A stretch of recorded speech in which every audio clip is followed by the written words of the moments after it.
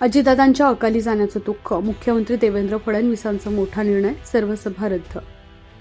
28 जानेवारी रोजी अजित पवार खासगी विमानाने सकाळी मुंबईहून बारामतीकडे रवाना झाले होते.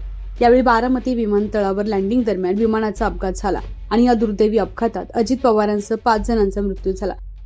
अजित पवारांच्या अकाली मृत्यूमुळे राज्याच्या सर्व स्तरातून दुःखाची लाट उसळली. लाखो चाहते, समर्थक, सर्व पक्षीय नेते आणि सर्वसामान्य नागरिक दुःखाच्या सागरात बुडाले. तर या घटनेला आता 4 ते 5 दिवस उलटले असून आपल्या सहकार्याच्या आणि खास मित्राच्या अशा अचानक जाण्याने मुख्यमंत्री देवेंद्र फडणवीस हे मात्र फार दुःखी झाले असून निवडणुकीच्या काळात त्यांनी आता एक मोठा निर्णय घेतला आहे. राज्यातील 12 जिल्हा परिषद आणि 125 पंचायत समितीसाठी 7 फेब्रुवारीला मतदान होणार आहे. त्याआधी 5 फेब्रुवारीपर्यंत प्रचारासाठी वेळ देण्यात आले. यासाठी देवेंद्र फडणवीसांच्या 7 दिवसात 22 प्रचार सभा होणार होत्या. मात्र त्यांनी आता एकही सभा न घेण्याचा निर्णय घेतलाय. अजित पवार यांच्या निधनामुळे देवेंद्र फडणवीसांनी सर्व सभा रद्द केल्यात. स्थानिक नेते, पदाधिकारी जिल्हा परिषद आणि पंचायत समितीच्या निवडणुकीत प्रचार करतील.